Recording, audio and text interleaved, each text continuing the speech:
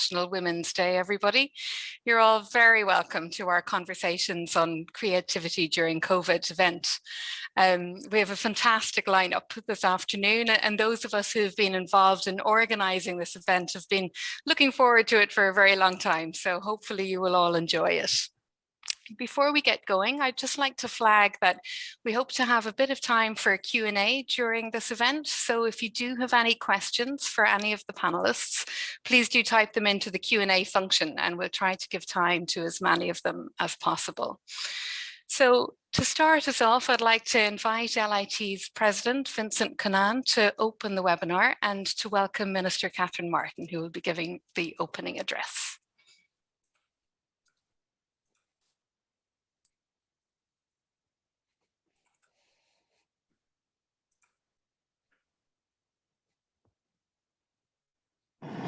Minister, colleagues, guests, good afternoon. Agus Fáilte Raibh go léir. I'd like to begin by welcoming you all to Conversations on Creativity During COVID, LIT's flagship event to mark International Women's Day, and to formally recognise and celebrate International Women's Day here at LIT. I'd particularly like to welcome the Minister for Tourism, Culture, Arts, Gaeltacht, Sport and Media, Minister Catherine Martin, who will provide the opening address to the webinar. The United Nations theme for International Women's Day this year is Women in Leadership, Achieving an Equal Future in a COVID-19 World. Today, I would like to acknowledge the continuous leadership shown by my many female colleagues here at LIT. Every day, these women of STEM, the arts, industry, social science, sport, business, and hospitality challenge, encourage, research, and lead the way towards a more equal society for the next generation. To the female students who continue to learn and grow here at LIT, I know you too will continue to question, push boundaries, and take up the mantle of leadership. As we focus on the creative arts, we acknowledge the work of LIT, and in particular, the renowned Limerick School of Art and Design, in supporting artists by shining a spotlight on the challenges faced within the creative industry during this pandemic, and providing necessary supports, particularly through the WOMART programme. I'd like to acknowledge the work of Dr. Carol Wren, Equality, Diversity and Inclusion Manager, Dr. Tracy Fahey, Head of Department of Fine Arts, Jess Tobin, WOMART Training Programme Coordinator, and Fiona Quill, LIT Programme Leader and WOMART Artistic Director, for organising this event.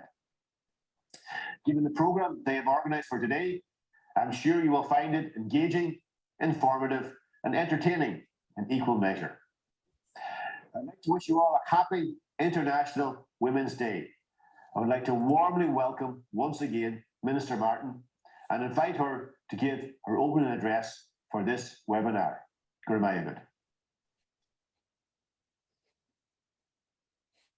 afternoon, everyone, and thank you for inviting me to this Conversations on Creativity During COVID event. And thank you to the Institute's President, Vincent Conan, for his opening remarks.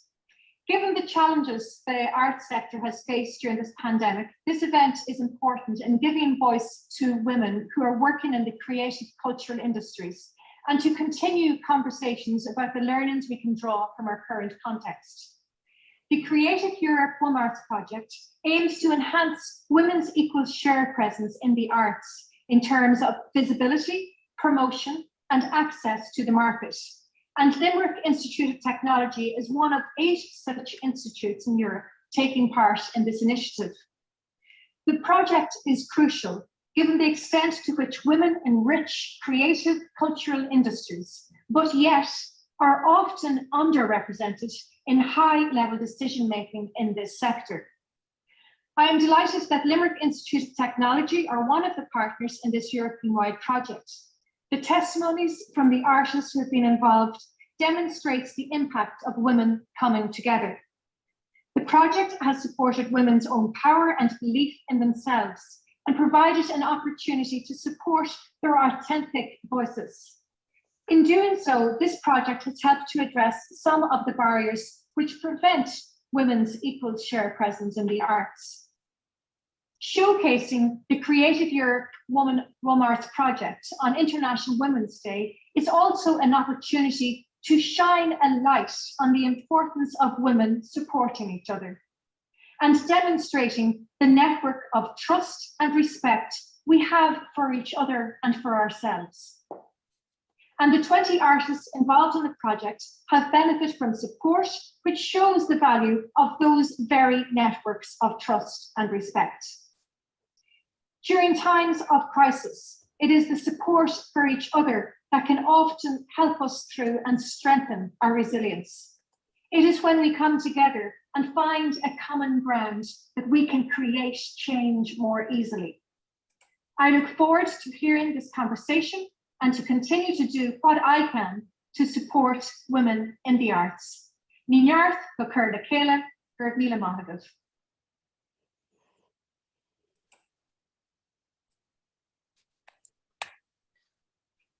Bhfuil buchas a gháil leis an Ara Catherine Martin agus le huachtarán an coláiste Vincent Conan dá a cíocht den lá seo. I think the way that President Conan and Minister Martin have introduced the webinar has framed it beautifully with the themes of leadership and support, which I hope we will explore further this afternoon. As Minister Martin mentioned, there is a serious underrepresentation of women in key decision-making roles within the creative cultural industry. And while there may have been some improvement over the last number of years, there is still a long way to go in terms of women's visibility and presence in the creative cultural industry. The Creative Europe WOMARTS project conducted a cross-European study of the creative cultural industry in 2018. And the report provides much food for thought in terms of gender inequality. It highlights the gender pay gap across many aspects of the industry. It looks at the comparatively low visibility of women across all aspects of the creative cultural industry. So for example, within theatre, in terms of showcasing of plays written and directed by women, in terms of art auctions and the sale price of artwork by male artists, which has a much higher sale price than the artwork of female artists. It highlights a tiny proportion of solo exhibitions representing the work of women artists in some of the most prestigious art galleries across Europe. And it also looks at the gender pay gap in the music industry and the massive imbalance in terms of profiling work of female composers in comparison to male composers. And then finally, it looks at the imbalances within the literary sector, whereby the work of male authors is more published, more reviewed, and more visible in the rankings. So all of this, I'm sure it's not new to many of us in this space, but all of this is really to highlight the importance of amplifying the voice of women within the creative cultural industry and to continue to support movements and initiatives which really aim to challenge the inequalities within the industry. And given the COVID-19 pandemic and how many who are working in the creative cultural industry have been affected by the measures which are in place to protect us from COVID-19, it is important to reflect on the extent to which gains which may have been made in terms of supporting equality could now be rolled back given the additional challenges that we are all facing during this time. So what we would like to focus on during today's session are some of the challenges faced in being creative during this pandemic and how these challenges have been overcome in various ways. So to talk about this, I'd like to introduce our wonderful panelists for this afternoon. So firstly, Aideen Barry is a practicing visual artist. Thank you, Aideen. Based in Ireland with international representation. In 2020, she was elected to the Royal Hibernian Academy as an ARHA member. She is a member of Aistana and lectures in several universities and schools of visual art. Aideen has received numerous national and international awards for her practice, and she is an ambassador to the Creative Europe WOMARTS project. So thank you, Aideen. Next, Anne Blake is a multifaceted theatre performer, director, playwright, and improviser. She is known for her band, the Brad Pitt Light Orchestra, her award-winning show, The Morning After the Night Before, and her podcasts, Anne and Steve Talk Stuff, as well as The Limerick Lady, which is a podcast that she co-hosts with Emma Langford, who we're delighted is also with us here today. Justyna Chałdynska is a socially engaged artist who has been involved in theatre production since 2000 in Poland and has continued this work since moving to Ireland. She is the founder of the Polish Arts Festival and received an Outstanding Pole Award in the Culture category for her work on this festival from the Polish government. So Justyna, you're very welcome. And Dr. Tracy Fahy is an Irish writer of Gothic fiction. Her short fiction is published in over 30 American, British, Australian, and Irish anthologies. And her debut collection, The Unheimlich Manoeuvre, was shortlisted for a British Fantasy Award. Her first novel, The Girl in the Fort, was released in 2017, and she holds a PhD on the Gothic and visual arts, and her nonfiction writing is published in edited collections and journals.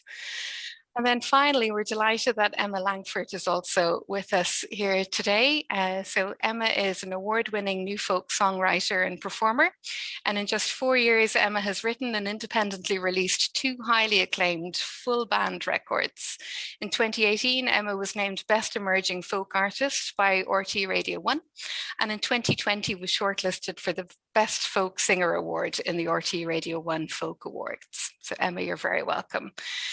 So thank you to all of you for being here with us today. And before we get to talk about some of the challenges to being creative during this time, Aideen, I'd like to invite you to maybe say a few words about the Creative Europe WOMARTS project and its importance. Hello, everyone. I'm very proud to be invited to speak here today and to officially give a launch to the womarts.net website, which goes live today on International Women's Day. So here on the screen, you see a link to the website, which contains information on the 45 artists and creatives who participated in this program that spanned 16 countries. Phenomenal artists, writers, songwriting musicians and artists, cinematographers, those involved in composition, for example. It's an incredible database of these really phenomenal powerhouses of creativity. So this goes live today. I urge you to have a check out that, and also the State of the Arts report, which you will find a link to on the website, which is quite a fascinating read and really interesting in terms of uncovering statistical analysis of the creative industries. So congratulations to everyone involved. I believe the Irish artists who have been participating in this project will also be featured shortly also on this website too. So I urge you all to follow them on this website, but also on the Instagram handle, which you can see down at the bottom of the page also. Anyway, congratulations to all involved in this really ambitious project. Thank you. Great, thanks, Aideen. And actually, in terms of profiling some of the work of the artists who have been involved in this WOMARTS project, we've made a series of vox pops of some interviews that some of these artists have been, where they've talked about some of the challenges that they've faced in terms of being creative during this time, and how they have been supported through this WOMARTS project. So we have 2 very short videos that we'd just like to share with a couple of the artists who will talk about some of the challenges that they have faced.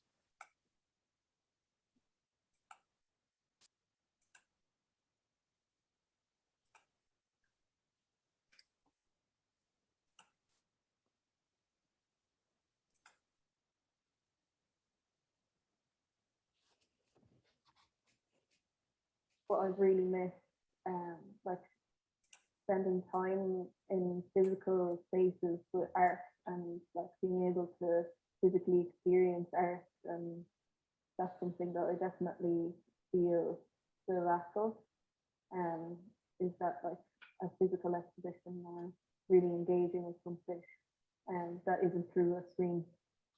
So I feel I had a theatre tour that we had planned and we're beginning to book right when things started to close.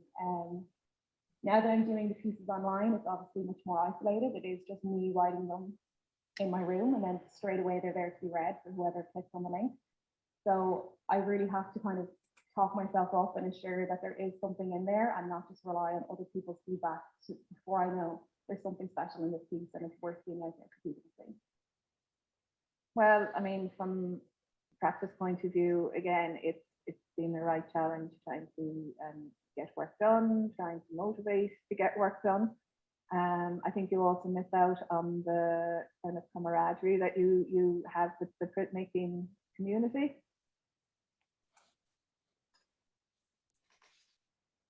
Great, thank you. And maybe just to say that there's a couple of fantastic colleagues working behind the scenes here, Jess Tobin and Fiona Quayle, who's doing all of the technology stuff here. So thank you very much to both of you for this. So what has come out there in some of those short videos is just, you know, a number of the challenges around how we have been creative during this time. So Justina, I'd like to go to you first, if that's okay, for you to explain maybe some of the challenges that you faced and if they are similar to what we've just heard there in that short vox pop. Well, I believe my experience would be very similar, but I would add onto it a few more things. First of all,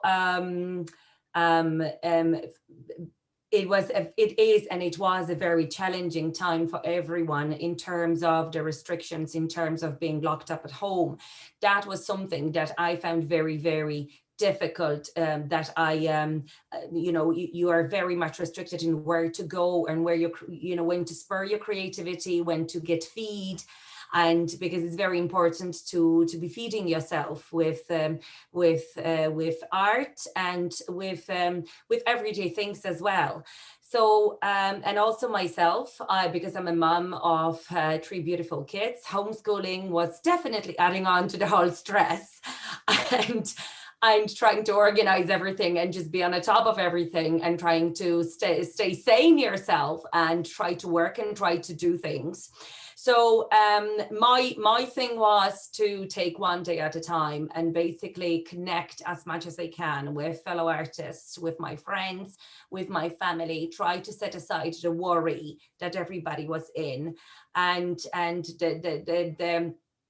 we must understand that it wasn't also the lack of accessing to creative stuff, but it's also the fear that everybody is living in, and that has been adding on to the whole world of emotions and problems. So trying to find motivation to basically get up and put on your crown and just do your work and be, and shine to the world and keep everybody on the same level, especially when you have the family at home and everybody's so dependent on each other. So just to find a moment even for quietness, for me, that was a huge challenge. So I started bringing up the routines in my everyday, just to support myself. Because once you are supported and everybody else around you feels definitely supported. So the challenges were huge, and what helped me a lot was trying to get involved in various different online courses and do, for example, Julius Cameron's The Artist Way, and work with myself on a day-to-day basis with morning pages, with meditations, with trying to stay sane for yourself inside, and then connect with the fellow artist, stay connected. I know everybody feels pretty much at this stage quite fed up of all the online activities, but I believe if there isn't any other way to connect, this is a very essential way to connect with other people and to remember that there are other people like us on the other side, and we pretty much share the same emotions, the same feelings. For me, being a Polish person in Ireland was also a different world of being apart from my family for many, many months. And now this summer, it will be 2 years that I haven't seen them. So that's also very difficult to take, not having this kind of idea when it's going to happen in a safe mode. So I believe staying connected, and there's been also an awful lot of fantastic activities that we could access during the pandemic, that because of the online stuff, and I've been taking advantage of that as well. Just connecting with and seeing as much what I could, even if I wasn't able to be there in person, at least I was able to take in and energize myself, inspire myself, and get some fresh water just to stay above the water, you know. So that's me. Great, thanks, Justina. And maybe Tracy then, you know, we're a year in now. We were just reflecting there before this webinar started that, yeah, we're pretty much coming up to the 1 year anniversary of the first lockdown. So Tracy, how have you, or what challenges have you faced in the last year in terms of being creative and how you've managed to find inspiration? Well, I think initially, as a lot of people are saying, I found it incredibly challenging. I had a book due out on March the 13th, which is 2 days after the whole world shut down. And all I could think of at first was, you know, all the cancellations. There'd be literary festivals and kind of conferences and panels and trips, which all of a sudden were completely removed. But more than that, I suppose what I felt immediately, and I'm really kind of echoing, I guess, what Justina was also saying, but I felt a massive free-flowing anxiety that was almost impossible to contain at first. It was exacerbated by the fact that I live alone, and I became incredibly conscious of this. And it was very hard to focus on creativity initially when the whole world outside felt in flux and chaos. So, and to top it all, as a writer, I was working on a collection of psychological horror stories to do with female body anxieties and the terror that arises from issues like illness, vulnerability. So it was absolutely the very worst combination of factors at the beginning. I also found it very difficult to focus on the dark subject matter that I was engaging with, because there was a kind of a cognitive dissonance with trying to stay mentally healthy, trying to stay positive, and then going to a very dark place to write. So my turnaround moment came when I started to focus on other projects, which were not projects, creative projects I would have contemplated before. They were literally outside my comfort zone and outside my experience. But I started co-writing a comic Regency novel with my sister. We're both absolutely obsessed by the Regency period, and it was marvelous. We wrote it in the mode of letters from two sisters. It cheered us up so much, and fingers crossed it's actually with an agent right now. So, but we actually wrote it to cheer ourselves up. And then we started giving it to friends to read, and they started laughing at it. And we thought, do you know something? Let's just keep doing it. But it was a way for both of us to output creatively in a kind of an anxiety-free zone. I was lucky enough to get a place on a crime writing program. And I started collaborating on the screenplay because I'd sold the rights to it just before lockdown. And then I started engaging with the writer who asked me to come on board and co-develop. Now, I've never written a comic novel, a crime novel, or a screenplay in my life. So this is very much pushing me out of my comfort zone. But all of these things had to happen before I could actually go back to my project, which eventually I did during the summer. And my new collection, I Spit Myself Out, just came out on the 13th of February. But it was, I'm not going to lie, it was a seriously tough year creatively, but the places I found myself going were places I'd never anticipated. And, you know, there was a lot of fun in that and a lot of trepidation, but also a lot of excitement in where I found myself. And I think what's interesting there is maybe some of the differing challenges between, you know, yourself, Tracy, and as you're saying, where you were trying to go in your work, but also the fact that you were living alone.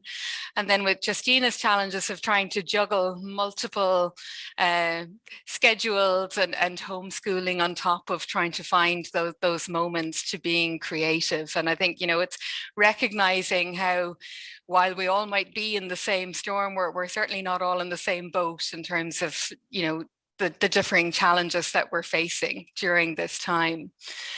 And I might come to you here now in terms of, I was listening over the weekend again to your lovely Limerick Lady podcast, and I went back to International Women's Day last year to hear again what what was being talked about a year ago, and all of the various events that you were profiling through that podcast, and well worth a listen to if anybody hasn't heard it yet.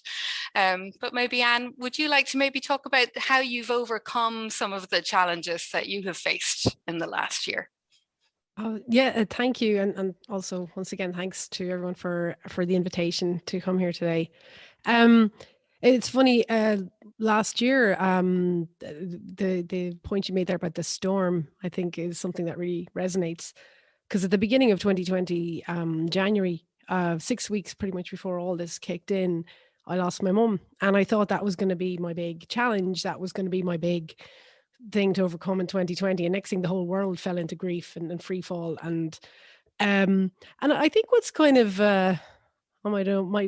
what I found because theater is my main art form, suddenly my industry just evaporated, and there was no kind of I suppose as a chance of it kind of to come back, or and it still hasn't in its physical form. And it's interesting, there was a lot of as everyone spoke about, kind of anxiety and fear, and I think ultimately what I felt was a paralysis. And I actually found it helpful at a certain point, because there was a period of time when everyone was kind of creating and putting out loads of stuff online, and it became quite overwhelming, and a lot of guilt became attached, like, why am I not making things? And I was like, I don't feel like making anything. I realize what drives me is being out in the world and meeting people and reacting to life. And maybe if I was on the final draft of a play or something being locked away would be great. But when I found it wasn't, it was a big process of discovery. I think, oh, okay, so I realize I make in a happier place when I'm interacting with people. I don't mean if I'm happy, I just mean if I have a chance to interact with people. And I think for myself, a big part of overcoming the whole situation was to kind of lean into it and just accept that this was paralyzing and awful, and to forgive myself for not being incredibly creative, and to just, maybe it's about getting through this one day at a time, rather than this is your chat. There's a lot of things, Shakespeare wrote something during the plague, and my wife Jenny goes, yeah, Shakespeare didn't have Netflix. And this idea that I don't know, forgiving ourselves and giving ourselves space, and not letting the anxiety be anything any more than it already is. And what I really felt then, after years and years of like high productivity and high work, that I felt my community came back for me. And so Belltable as an institution just did a lot of outreach things to connect with artists. As you mentioned, the Limerick Lady podcast that I very joyfully present with Emma here. I had access once a month to incredible artists, and I just felt, you know what, I plugged into my community, which was online, but also it was a bit of a kind of a spiritual feeling of connection. And I felt I didn't give a lot, but I felt I got a lot. I felt pulled out of it by my community, and very fortunate to be in an artistic community like that. And I remember we did an interview with Emer Noon, who's an incredible a conductrix, the first woman ever to conduct at the Oscars. And I just came off the interview, and I was kind of shaking with inspiration. I just felt encouraged by just talking to her.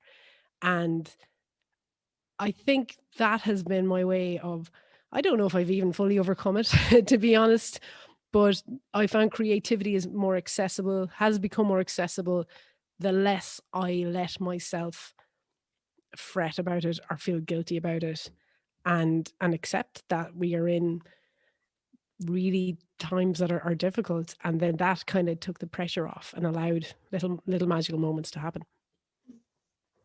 Yeah, and I think what I'm really hearing there is around that whole idea of acceptance of where we are, and then through that being able to find the supports that we need. And I think really poignant that you're saying around the real support within the creative cultural industry and how that has really helped you. Maybe Aideen, if you'd like to come in and share maybe some of the ways that you have been able to overcome some of the challenges you've faced in the last year. I'm sharing my screen because I guess I'm a visual artist and I always think I communicate things through visual means. And I'm sorry, I'm starting to share the screen with the image of Bruegel's The March of the Plague of Death, which is a very famous painting marking through a lot of humor, actually, the Black Death through medieval Europe. But actually, I got a lot of resilience and kind of touching on what Anne is talking about there, just from looking through history at artists and how they dealt with through times of great turbulence. So I looked a lot at like Egon Schiele and Bruegel and Edvard Munch and things like that, people who'd lived through huge plagues. In fact, Egon Schiele died of it. But I was like trying to see how did they manage to still make art through confinement and then reach such massive audiences. And I was really interested in that notion of consolement and also the use of humor to laugh about how bleak everything was. So I set myself a task during the first lockdown, which I am still doing to this day. I drew every single day and I made these drawings, which are on the outside quite gruesome, but actually they're full of humor. And they, a lot of the time, they feature like the smartphone, which I think is our medieval church. It's also our vampire. It's the way it means that we now negotiate the post-pandemic world. So, but it also adds to our anxiety and our stress, going back to what Anne was saying, you know, like you're scrolling through your Instagram feed and going, oh my God, this person has produced a novel while they're doing through lockdown. Like, oh, for God's sake, how am I going to compete? So I kind of took a revenge out on the mobile phone in some of these drawings. Now, when I was doing them, I didn't think anything of them, and they went on and went on and went on. And I've now made over 1,000 of these drawings. And it's really interesting, Carl, because you talked about networks. I reached out to a network of artists in Cork, where I'm originally from, called the Cork Printmakers. And they said, oh, we'll help you do a limited edition print run of these drawings, which then went on to have massive success. So every day I was putting them out on Instagram because that's my medieval church, and people were laughing out loud at these drawings. But in reality, then I started turning them into kind of stop motion animations to kind of deal with the horror of what I was seeing all the time in our news feeds, but also to try and laugh a bit out loud. Made this print run, which ended up being bought up by UCC into their permanent collection. And now I can tell you, I have now started animating them, which I'm turning, oh, they probably, sorry, that my internet is telling me it's too crap, sorry. And I'm turning them into this socially distant viewing furniture. So you'll be able to see these animations in 360-degree films that I'm making for a big touring show that's going to happen in Limerick City Gallery. And I've just been shortlisted for the Golden Fleece Award because of this work, which totally happened out of the pandemic, and some days not being able to get out of bed because I was just drawing all the time. And now On Post have approached me about doing a limited edition stamp from these drawings, which are going to come out across Ireland next year. So it's just really mad how this all happened in confinement, in a space of kind of panic, actually, about not being able to do anything. And it just grew legs. So that's how my creativity manifested. I would like to add, though, to Justina, I have 3 kids too. And one day I was in bed doing my drawings, and I think I was teaching a class in animation to my 3rd-year students. And my 4-year-old went upstairs and flooded my bathroom and brought down our kitchen ceiling and caused €2,000 worth of damage. So the biggest limiter and head wreck through this whole thing is the lack of childcare. It really sent me into a spiral of massive anxiety, I can tell you. And if anything held anybody back this year, it was childcare. Anyway, I'm sorry about that. Okay. Great, thank you, Aideen. And yeah, that comment on childcare resonates with a huge number of us, and it's something that's come up in multiple panels and webinars over the last year, and it's very interesting to see how other countries have supported childcare in different ways. But I think what you're saying there as well, I love all of those images of the mobile phone and all of the things that we should really be doing with her mobile phone at certain times, but also just the importance of networks and support that have come out there for you as well. And I guess thinking about, as you were saying, this time last year, if any of us had predicted how this year would have gone and where it would have taken us, I'm sure many of us wouldn't have realized the extent of creativity that we'd actually be able to do during this particular difficult time, and really shows our own resilience to dealing with very large challenges. We have another short vox pop again from our WOMARTS project, which we will share. And again, this is around maybe pulling out some of the areas there around support and the importance of it.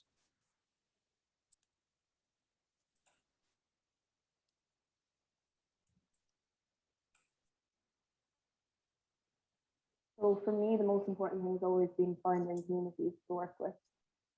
So things like Limerick Printmakers and the Spacecraft Studios and Onston House, like those have been the real key reasons why I've been able to keep making work, and to just have the support of other people and the inspiration of other people. Or the studio has been significant for me. It's been for so much, like getting into the studio, not only socializing with other artists, making my work is essential to being here. So it's the studio. To be honest, I think the WOMARTS training had an absolutely huge impact. I mean, as soon as I started taking part, there were so many things as I went through the course I felt I didn't even realize I was actually doing. It was having this connection of other female artists readily available to speak to once a week.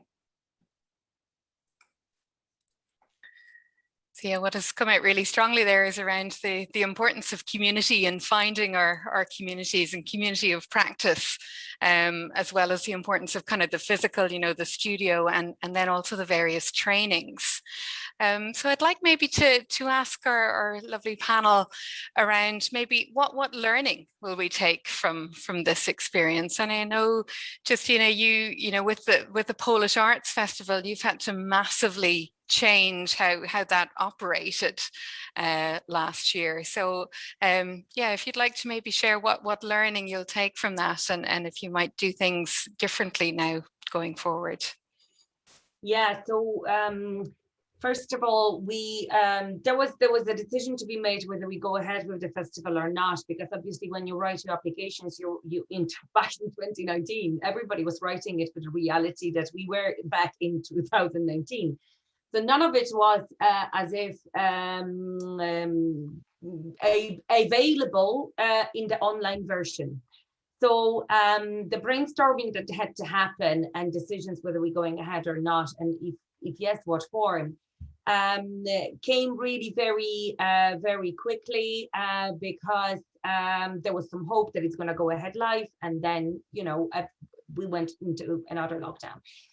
So I suppose what we have learned is, even though we weren't able to do whatever we have planned, and we had to adjust the program totally, change it totally, and do whatever was possible, basically, we have learned that the community really missed each other a lot, and we had to do it no matter what, because people were at the edge of sanity. So they really missed each other. They missed the interaction. We managed to do one project from the Creative Island, which was In Search of Identity, and we managed to do it live. But the very moment it was over, we were in the lockdown. So we were saying, oh my God, how lucky we were. But the finale couldn't take place. So we went online, and it was massive for us because within 3 days, we had the audience only on social media of 1,700 people that were actually participating and engaging. And they were from various different countries: Poland, Ireland, US, Canada. We had even China, we had Kazakhstan, we have Norway. So, and then on our website as well. So that showed us the power of online support, and that, you know, there is a huge potential. However, we know that, and we would never want that to be the only medium that we operate, because the human being misses another human being. And as Anne was saying, the creativity happens when you meet, when two people meet, you know, it sparks in the room, it just happens. And it's very hard for it going online. It's a different reality. We you know, even now you can't have, we are waiting for our turns to speak. Everything is so beautifully lined up. In the real life, it's, you know, it's live, it's going on, it's happening, it's different vibes. So online can never have that reality, really. But what I believe the hybrid is something that should be considered, and will be definitely considered on Polish Arts Festival side. And, you know, I'm also myself as an artist, it's a different way of looking also on interacting with the audience. This is something that has to happen, because God knows how long we'll be in the hybrid. For me, for example, Bell Table Connect and everything that has been done there, and the research that was done under the workshop that I took part in, and also the openness of the sector, all of a sudden, I must say that I believe that it was noticed that there are a lot of minorities and a lot of communities in Ireland that have been affected by the lockdown. And Polish community is one of the biggest communities. And we definitely are facing similar challenges as everybody else, but also different challenges. Like the isolation was profound. You could not stay in, well, the only bubble I had was my family here, which is in my house, because the rest of my family is back in Poland. And I couldn't help in if I wanted to. I couldn't be there if anything happened. So, but that, I think what has been noticed is the fact that our community is changing, not only because of COVID, but I think COVID made everybody look at different aspects of life, and also the layer that the community has. And it's not, and various different people that form part of it. So out of that, my experience is that to a great joy and happiness, a lot of beautiful connections happened during 2020, and a lot of beautiful reach outs. And I was able to be part of amazing projects. I don't know if that would have happened if there wasn't this lockdown or COVID-19 eye-opener. I think maybe we would still be in those bubbles, like we are here, you are there. Okay, you're an artist, but okay, you know. And so that's my experience, wonderful experience. And being part of EVA International, Bell Table Connect, and different projects, getting amazing team on Polish Arts Festival site, people that stepped in to help us build it, saying, okay, we will help you, go online, we'll try to help you. And then the council and the sponsors that suddenly appeared, because we lost the funding, because we couldn't use it in the way that we applied for it in 2019. That was a huge challenge. But out of that challenge, a lot of different approaches come. And this is what I have learned: if you are not afraid to ask for help. And this is what I have learned myself: ask for help. And then I'm saying, why did I not ask you earlier? And then the other person said, I don't know, I was here. Why didn't you ask me? I was like, yeah. So I have written it down: reach out, ask for help, because there is help available, and there are people willing to work with you, help you out, even out of the interest who you are and what you do. And I think that's encouraging. And I'm just taking that away with me, you know. Great, thanks, Justina. That's really important learning, to take away. And I think, when we do reach out, we realize actually people are very willing to maybe find different ways to get things to work that maybe wouldn't have happened this time last year, you know. Just like to remind people that, yeah, we will have a Q&A from the audience if in a little while. So if anybody does have any particular questions for any of the panelists, please do type them into the Q&A chat. Anne, I'd like to go to you then in terms of what learning you will take from this experience. Well, I've literally, you know, they say necessity is the mother of invention. Like, I literally had to learn how to do all this stuff, you know, how to hang something behind you, get a ring light, get a microphone. You know, like a year ago, I wouldn't have been, if you had, if this was something international that I couldn't go to and you said, can we video you in? I'd have been, you know, how do I do that? So I think there's been a very literal bunch of skills acquired just from this.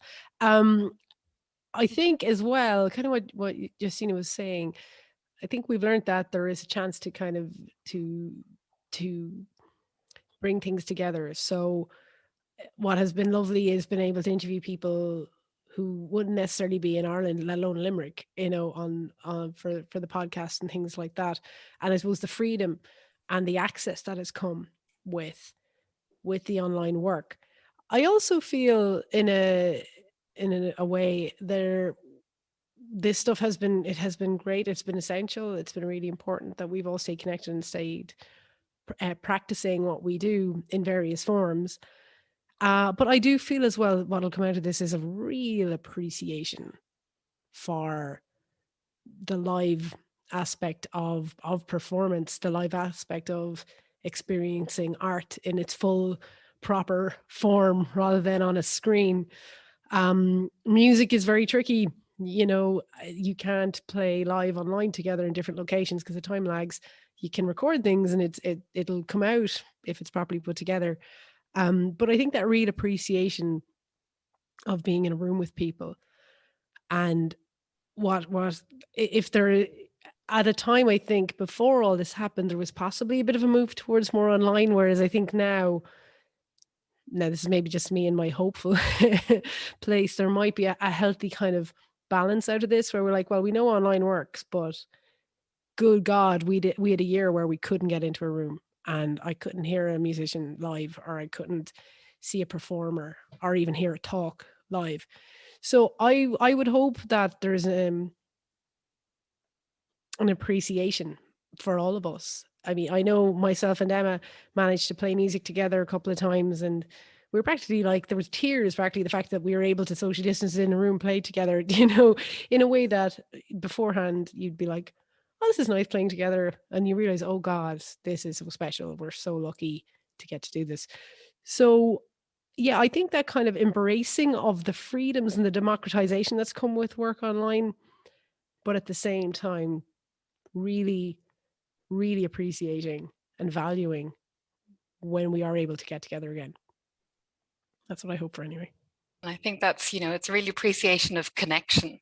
And you know, similar in a way to what Justina was saying around, it's those sort of side conversations that you don't get to have on this, you know, online platform where only one person can speak at the, you know, at a time. And we, you know, yeah, okay, we could put people into little small breakout groups, but it's those side conversations where there's a real connection. And as you say, around, you know, really experiencing live music and art as it is, rather than, you know, with a screen in front of you. It's a very different experience. So thank you, Anne.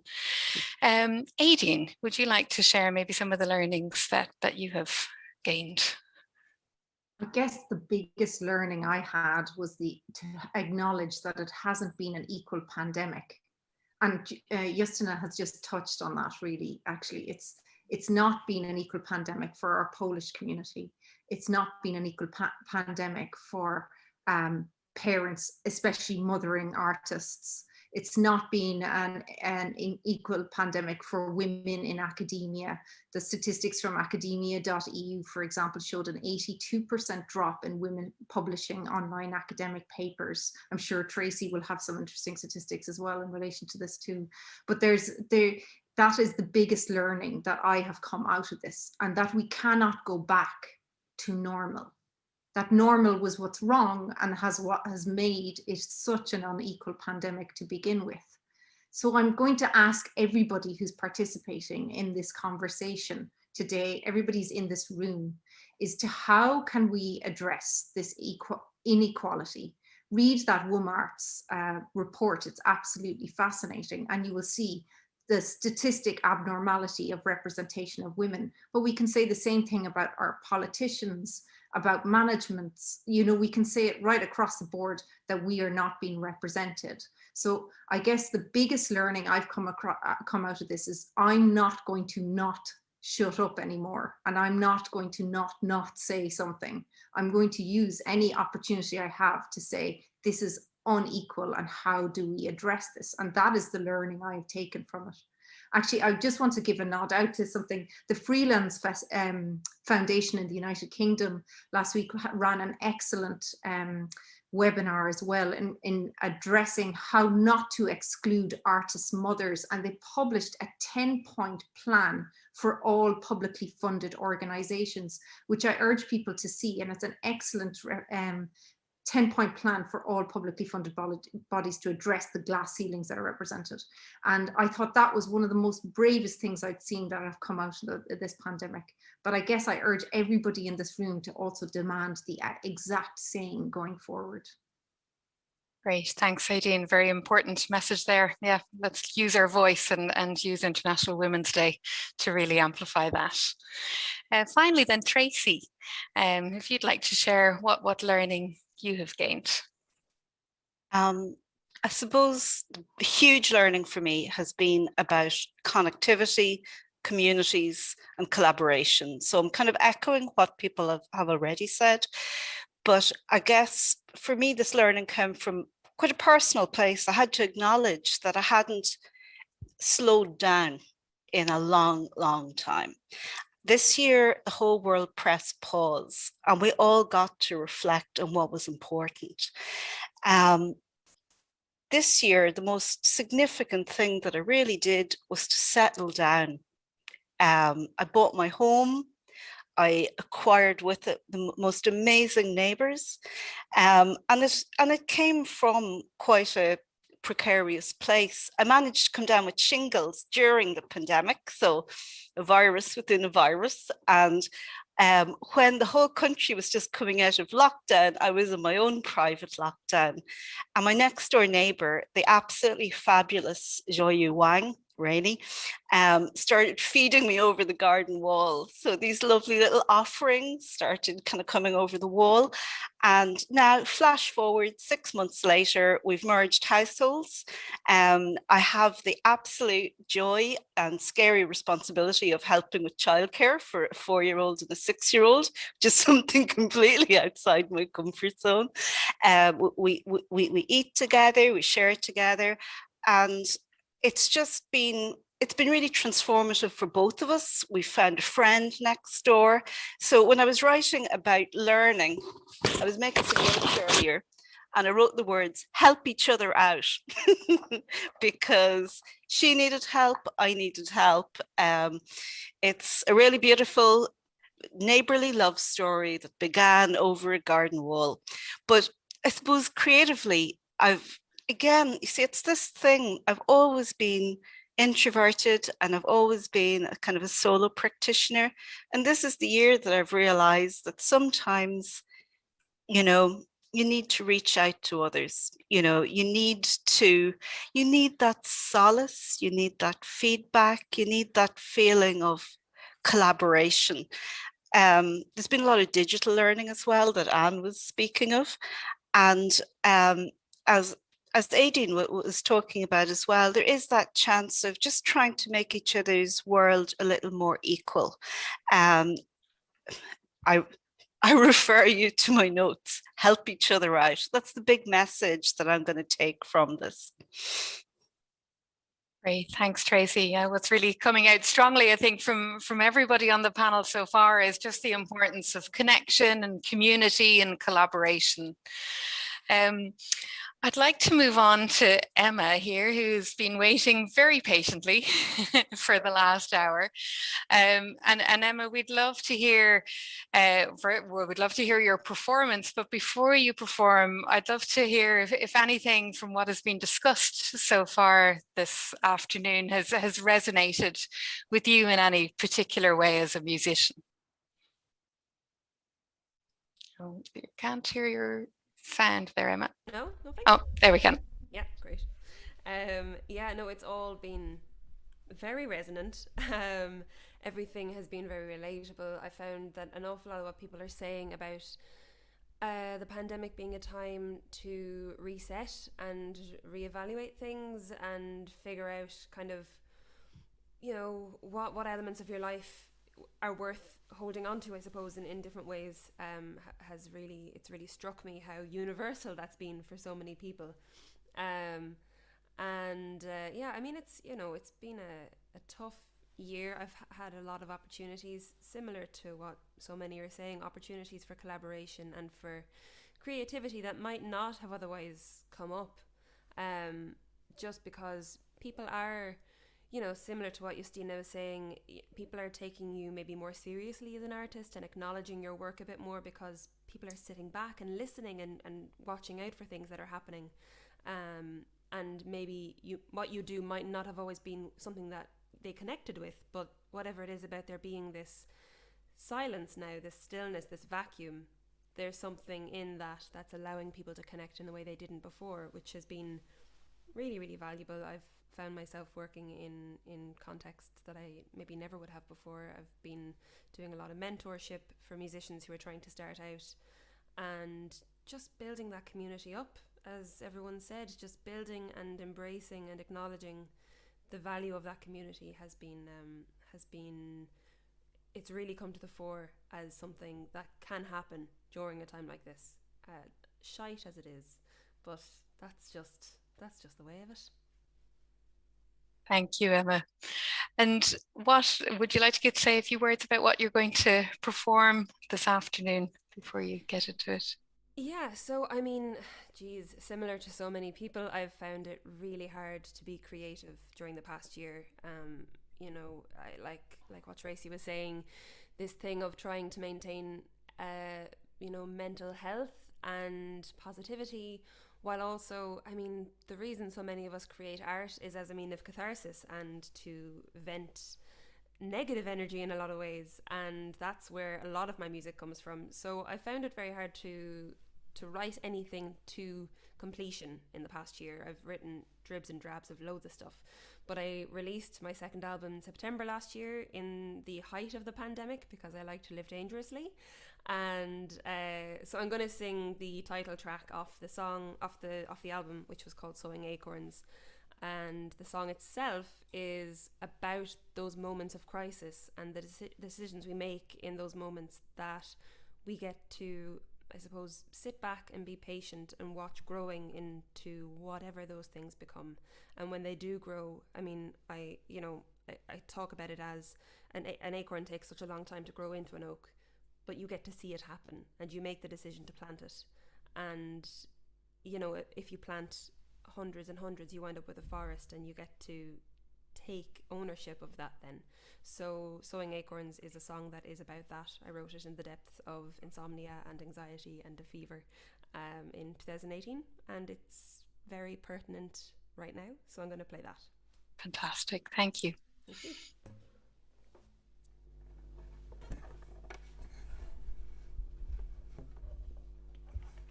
Hopefully you can hear the guitar.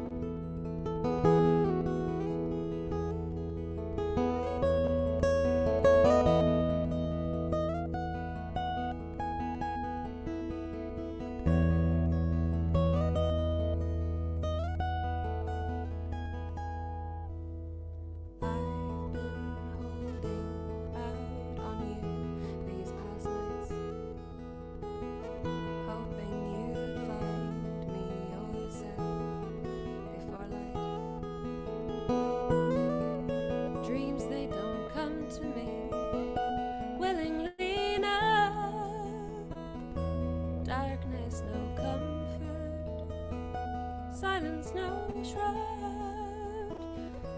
I have to reason where reason allows. These eyes grow weary now, tracing the lines,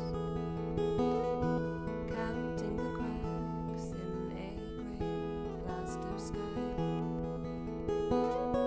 Dreams don't entice them to rest for a while. Dreams are the locked box kept deep in the mind. Some fear what hides behind their own closed eyes. I've been sowing acorns in my densely woven mind. I've been growing trees from memories for us to climb. When we reach the top, what will we see? When we've climbed them all, what will we dream? Oh, will we dream?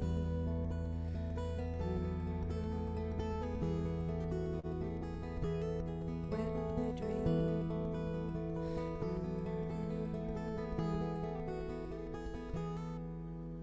So sleep will come to me now willingly,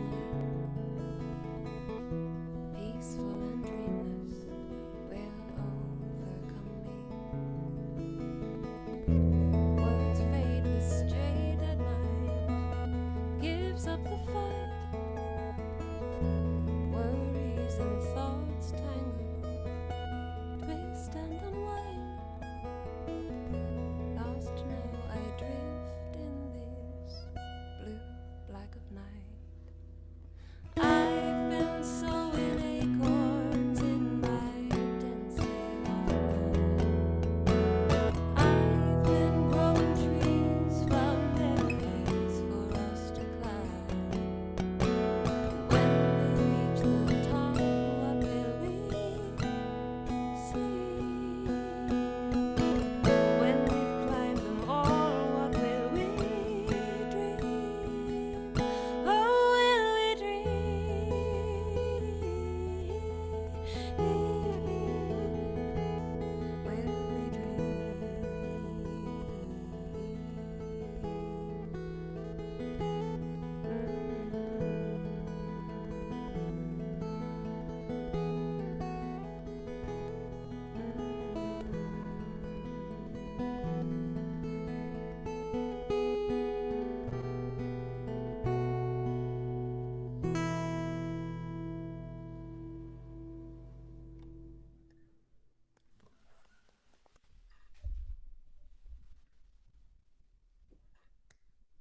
Wow.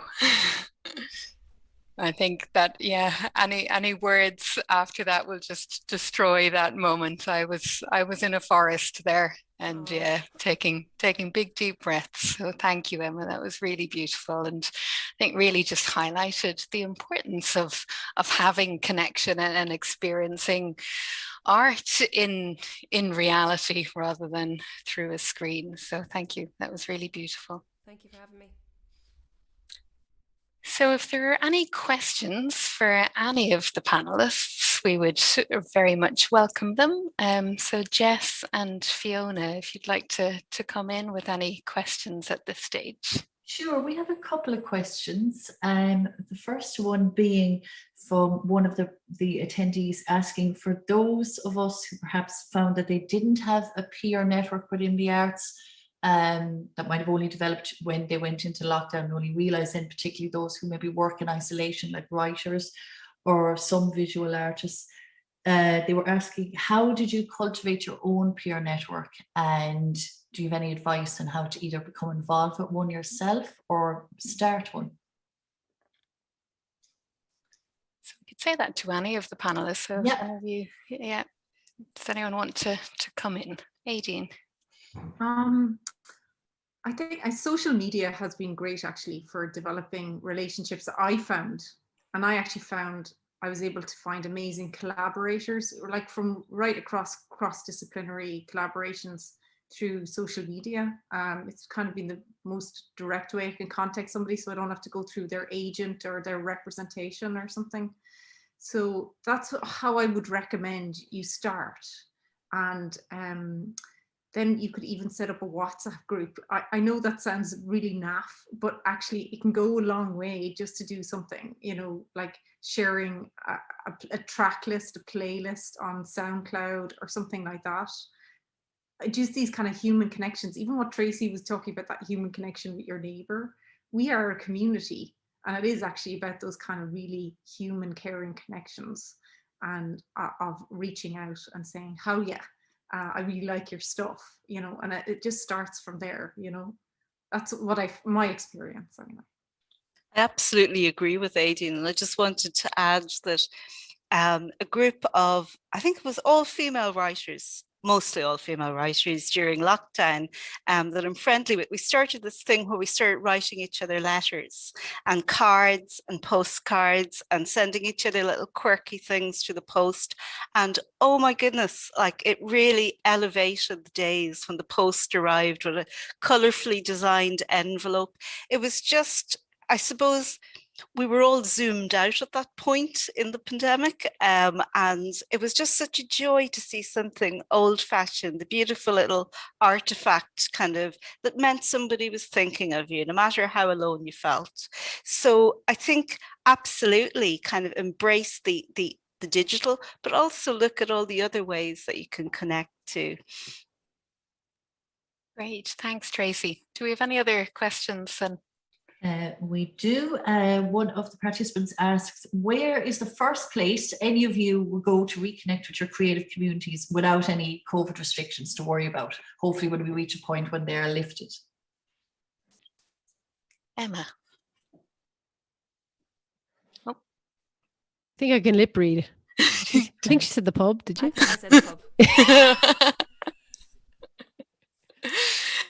And did you want to come in there as well? Well, not too far off it. I would say specifically probably Dolan's and the Bell Table for me, our Lime Tree. I'm just dying to go to a show or a gig, either perform or just attend one and be around. As somebody said, you know, even with the online work, you know, there's the foyer beforehand, or there's the drink beforehand, or there's the meeting beforehand, there's the interval, or there's whatever that doesn't happen online. So those Limerick wise, those are two places I am definitely making a beeline for. Great, thank you. And then we have one other question. It's actually more of a practical one, and it's geared towards, it's addressed to you, please, Justina. And it's just asking, in relation to your Polish Arts Festival, did you, when you converted the programming to entirely online, did you use mostly Facebook and Instagram and other social media, or did you base it around a website? And what did you find that worked best to connect with communities? Okay, so that was something we had to really think of and plan, and that is to do with we had to kind of know where our community is and what social media platform. So once you know where your community is, whether this is Instagram, whether this is Facebook, whether this is Twitter, we have chosen a platform that allowed us to stream directly onto the social media platform. So you could have logged in to any of the events like this, and then we were doing live streaming at the same time. And we have chosen Facebook because we could see that the most of the Polish community that we they wanted to connect with us, and they've been in connection with us, were there. However, later on, what we've decided to do is all of that we made available on YouTube. So every single thing that was live streamed or that we had recorded in the Zoom kind of style meeting, we have been putting into the videos with opening and ending, and it's available on YouTube and then therefore on our website. So that worked for us, and we could see that it generated It generated the interest. People could still interact with us, the ones that were in the very meeting on Zoom. We were using kind of different platform that we also had to learn and everything. So there was a lot of learning there. I have learned so much myself that, oh my God, do you know? And so you kind of make mistakes and then you adjust and everything. But overall, it was amazing. One very important thing is whatever you do online, make sure you have internet backup. Okay, because and then you have a good person behind you, because internet is something that I think is the biggest challenge if you have coverage problems, if you have other kind of problems. That seems to be the thing that can get you down there.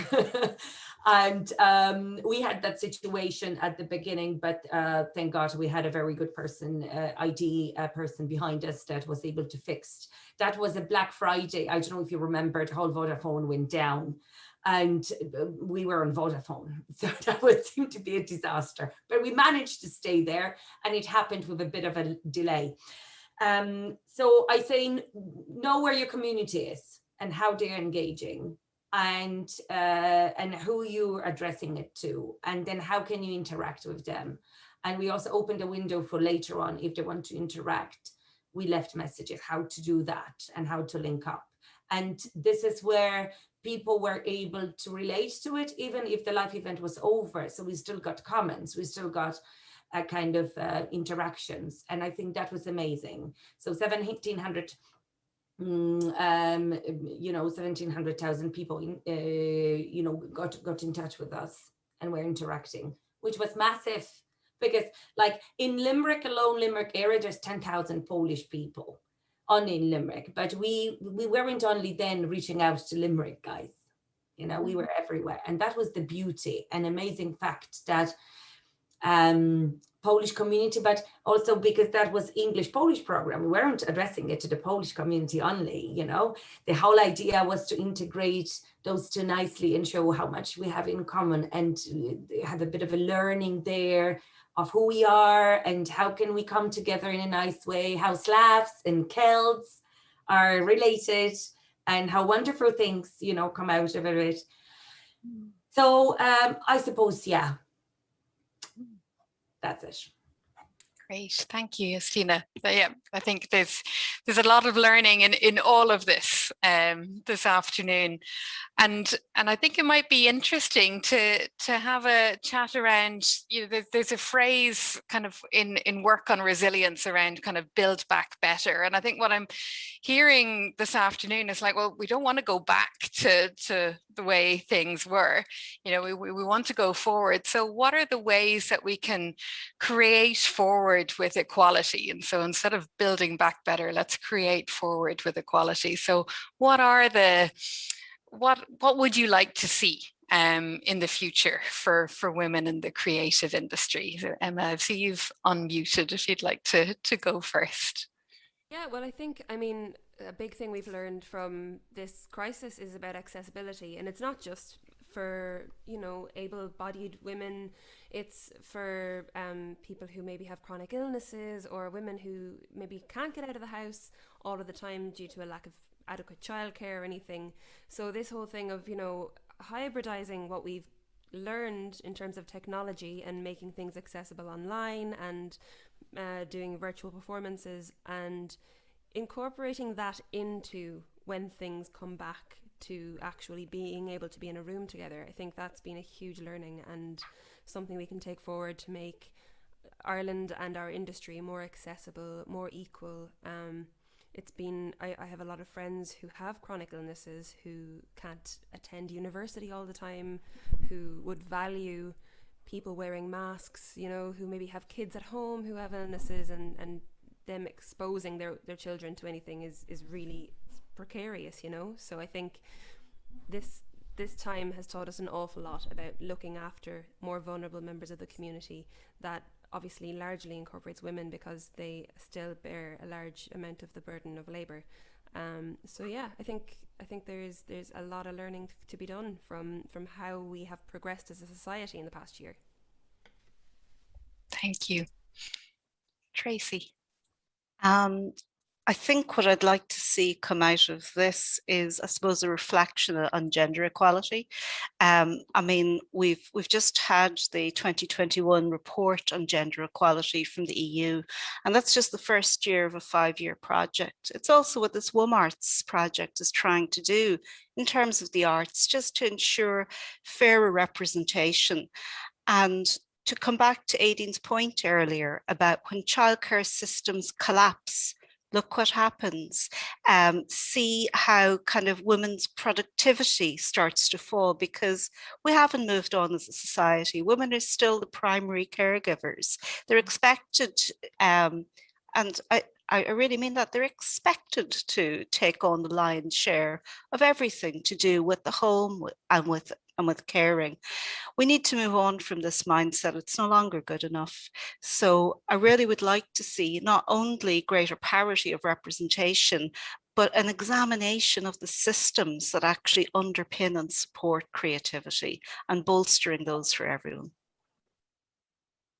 Exactly, and I think, you know, there is a saying, it takes a village to raise a child, but I think it takes a village to do a whole range of things. And as you know, kind of stemming from what Emma has said there as well, you know, it takes a community to really support those who are more vulnerable in society, but it also takes a community to kind of amplify voice around inequalities and to really raise those issues. Aideen. One of the key things I wanted to highlight is that it was all men that made the decisions about the kind of lockdowns that went through. The main representation in the Dáil, for example, is still 80% men. We've actually fallen back representationally after our last election to representation of elected women in the Dáil, and that is actually having a detrimental effect on women in this pandemic across all aspects of society. So we need to actually demand gender equality and gender parity across our elected representatives. Women in this country are 50.6% of the population, and we are not represented right across the political spectrum. Exactly. And I think there's been, you know, there's a lot of initiatives around supporting women in politics and supporting women in decision-making structures, but that work really needs to continue, that we're nowhere near the parity that we should be. Anne.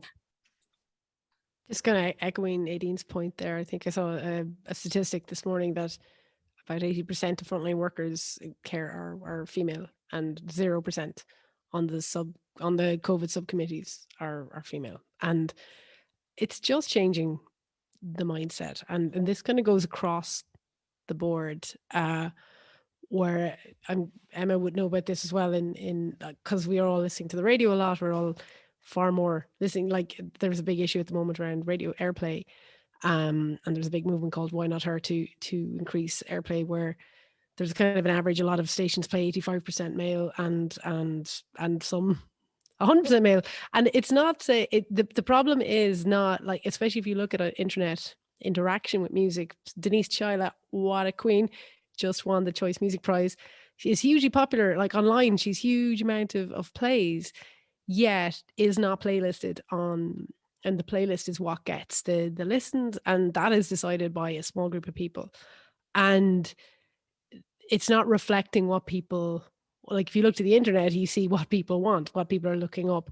And so I suppose it's just changing that mindset that I know it's a line actually that came up at our podcast a year ago, Emma, where the idea that women as work is niche, you know, like women's literally, like, if a book is written by a woman, it's niche. And it's like, well, no, it's just a book. And I think I'm really hoping that under the lens that COVID has presented, this kind of hyper kind of focus on all these various problems, that we're not just going to go back to the same old. And there's a lot of men advocating for this too, and I can see a few men in the room too, and it's just to have more of that normalized, and to not be told you're mad to demand equality. You know, that's a pretty basic thing to ask for. So I'd be hoping to see that across the arts industries. And also talk about multitasking. Our minister is expected to cover how many things at the moment? Like, her list of jobs came out, and I mean, come on, she's got sport, heritage, tourism before even the arts alone is such and I think the pandemic, people have turned to the arts. That's what most people turn to get through this. And I think a respect for that, and there's been great supports put in place. But that was just something that every time the minister's portfolio is listed, I always go, that's bonkers, So I suppose the arts to be put into into healthier kind of equality, and then within the arts that I would really like gender to stop being even an issue. I know that's a long way off, but is it really a lot to ask? Yep, I hear you. Justina. I would echo here everybody that raised the voice in terms of what I would like to see. I'd say that this lockdown has also shown us how much is expected of women and how much they multitask, and they have to do so much more than men. Because if you want to still have a job, then you have to juggle everything in. And whatever Aideen has said about productivity and about gender equality and parity, and Tracy as well, and Anne, I don't think we should have, we should be distinguishing between male and female. We should be looking at a person and the ability and skills they have, rather than whether they have this or other gender or no gender, or whatever it is. I think it's just truly unfair. And then even when you look at women, look at us, how much we handle and what we have done in 2020. That should be the amazing proof that we are well able for anything. Just give us a chance, equal chance. Because usually there just isn't. I'm not touching even on nationality. That's another issue. But let's start with gender or non-gender, or just, being a human for a start. Give us a chance to mess it up for a while. Absolutely. I'm up for it. Yeah, and I think what's coming through there very strongly is the value of diversity and the value of inclusivity. And when you have a mix of views around the table, that's when things change for everybody. And I think the International Women's Day theme this year, the campaign theme of Choose to Challenge for a Gender Equal World, is a very pertinent one during this time. And it's an opportunity for us to once again reflect. I know we've been reflecting for decades on this, but for once again to draw attention to it, and to really show that, unless things change, unless there is a diversity of voices around the table, and that there's an inclusivity of voices around the table, that's the only thing that's going to help to have a more equal world. So I'd like to take the opportunity then to thank you all for attending this afternoon, and a particular really special thank you to all of our panelists. It's been really wonderful having a conversation with all of you, and I'm just so sorry that we can't meet in person and go off to celebrate together after this, but maybe it will happen someday. And I'd like to really thank the people who've been working behind the scenes to make today happen, and in particular to Jess Tobin and Fiona Quayle, who have been amazing in discussions of bringing this idea forward and getting today happen, and also to our LIT's marketing team, and in particular Claire Gallagher, who's been phenomenal in bringing us together to really showcase this work, which has been amazing.